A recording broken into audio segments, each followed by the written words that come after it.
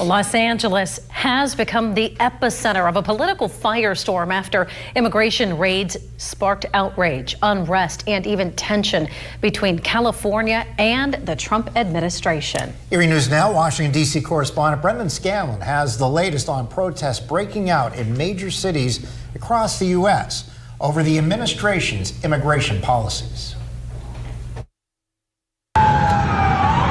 Since Saturday, hundreds have been arrested in Los Angeles, the epicenter of unrest in response to federal immigration raids. What began as peaceful protests on Friday evolved into chaos.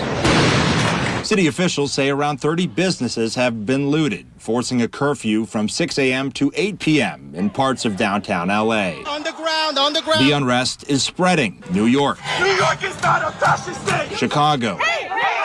Boston.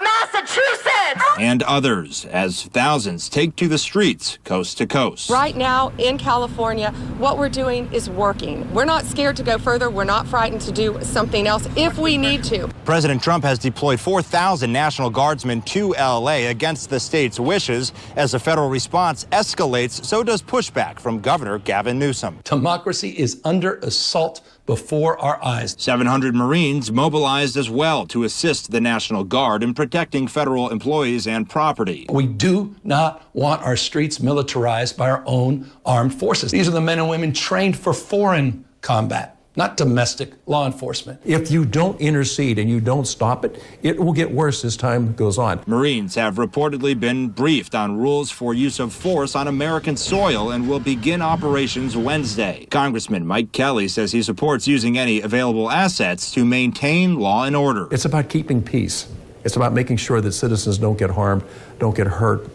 Public property doesn't get disturbed, private property doesn't get disrupted. Why would you not use the assets you have? Reporting in Washington, Brendan Scanlon, Erie News Now.